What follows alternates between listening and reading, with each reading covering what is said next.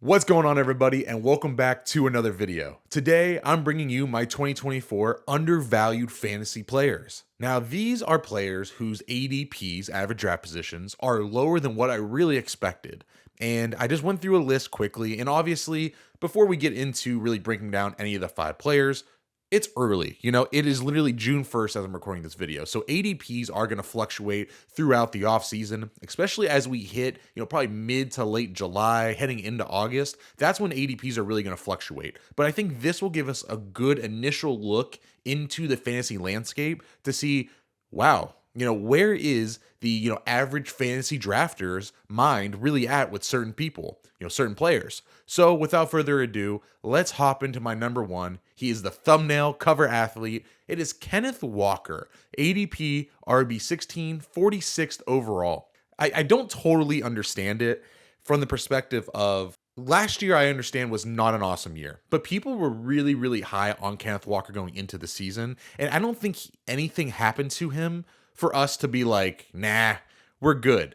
To me, all he did last year was prove that he's a really talented player, and I'm going to probably come out with a actual film breakdown of him because I think he's really good. That should be coming, in the next couple days or weeks, but stay tuned. But Kenneth Walker, I think he's really, really special as a player. Like, I think he's a really talented running back. And in 2023, he played 15 games, and so he missed 2, and then 1 game he only played 7 snaps, right? So he only played in 14 games technically, if you get rid of that game. And in those games, he had 220 carries for 900 yards and 8 touchdowns. 250 yards through the air and another touchdown. So finished the year with 1,150 yards and 9 touchdowns. That is a pretty great running back. And if you average out his stats that he did, produce over a 17-game stretch, he would have finished the year with over 1,000 rushing yards, another 300 on the ground or through the air. So he would have been a 1,400 yard or total yard player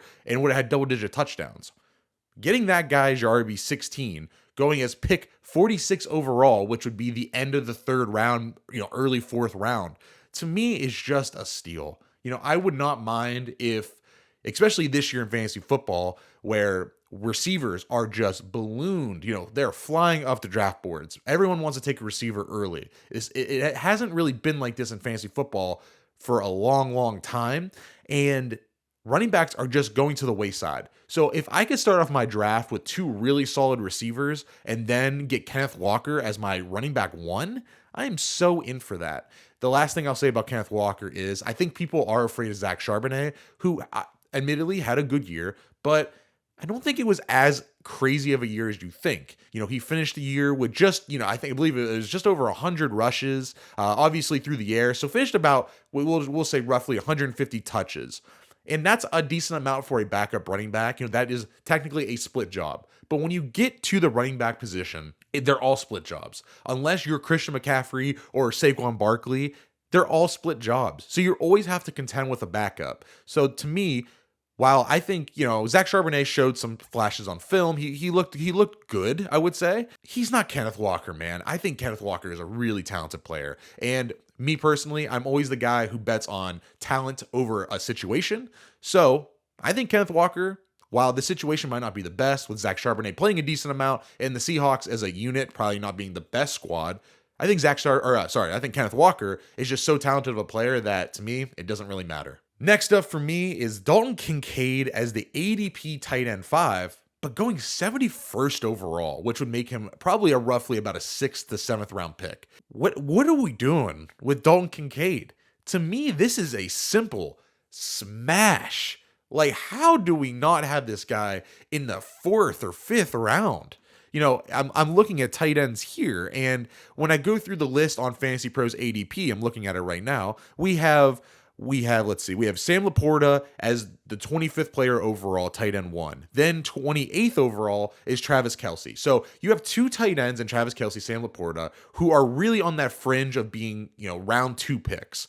Then we get a little bit deeper as we go to the next guy on our list, which is going to be Trey McBride as a tight end 3 at 53. Mark Andrews right next to him at 54. 71 is next up with Dalton Kincaid.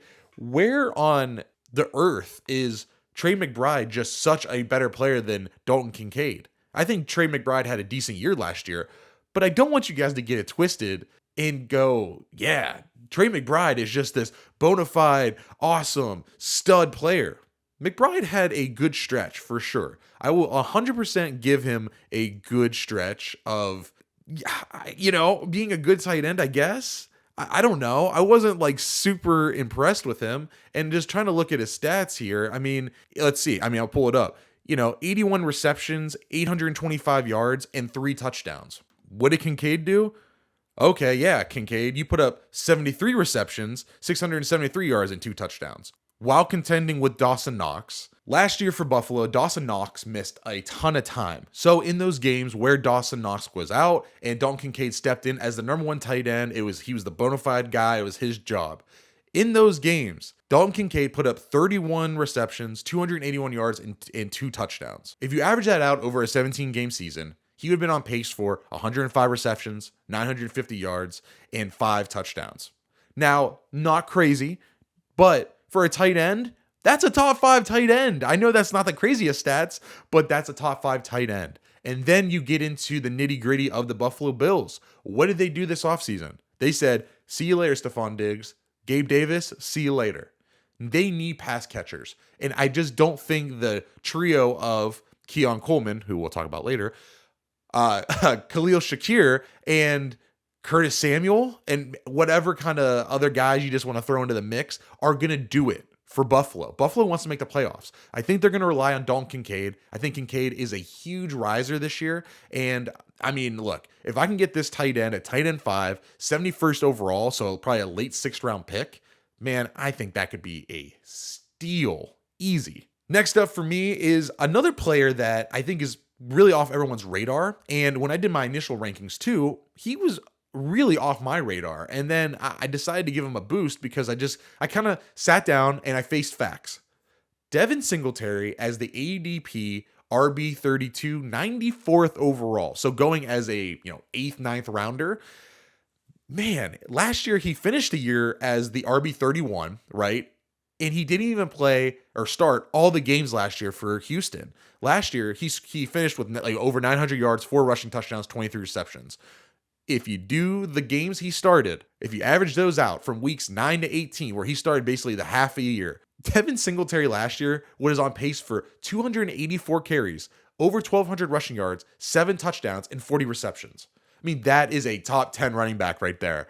And I'm not saying that he's going to do that, especially with the Giants, who are kind of a dumpster fire, but they did just lose Saquon Barkley. So there is a huge opportunity. There is 250 to 300 touches just wide open for someone to take. It could be a rookie. It could be someone else on that roster. But they brought Devin Singletary in and they paid him, not crazy money, but they paid him at least.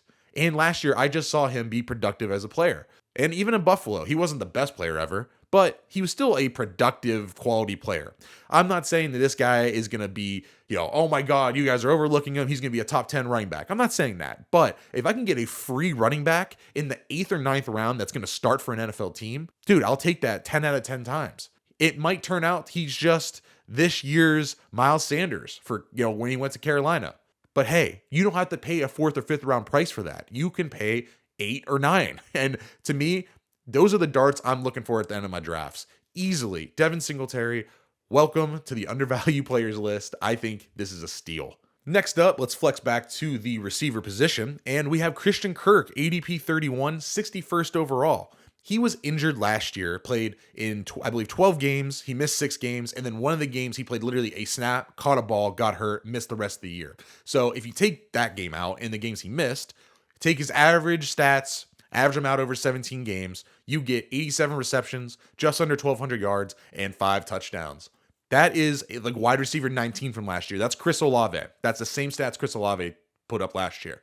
Where's Chris Olave going? Oh, yeah. When I pull it up on his ADP, oh, yeah, Chris Olave. Let's see here. Oh, yeah, 20th overall, wide receiver 12. Cool, man. Cool. So Christian Kirk is going, 3 or 4 rounds later, 20 spots back in the receiver ranks. To me, Christian Kirk obviously isn't going to be a huge player. I think he really took the role as the number 1 last year for Jacksonville. He was more of the possession receiver, but I'm good with that. And I think a lot of things went wrong for Jacksonville last year. Calvin Ridley and Zay Jones are both gone, so that's a lot of targets there. They brought in Brian Thomas Jr. from LSU, who I think is going to be a stud, but I definitely think there's still a really carved out role for Christian Kirk in that Jacksonville offense. Trevor Lawrence is going to throw the ball a ton. And last year, too, like, just being honest with you, who did you trust out of any of those receivers in that receiving core? Calvin Ridley, I never trusted. Evan Ingram, I said it in my rankings video, my tight ends ranking video, if you checked it out. I think Evan Ingram's a good player, but my gut is screaming, don't believe it, don't trust it, don't do it.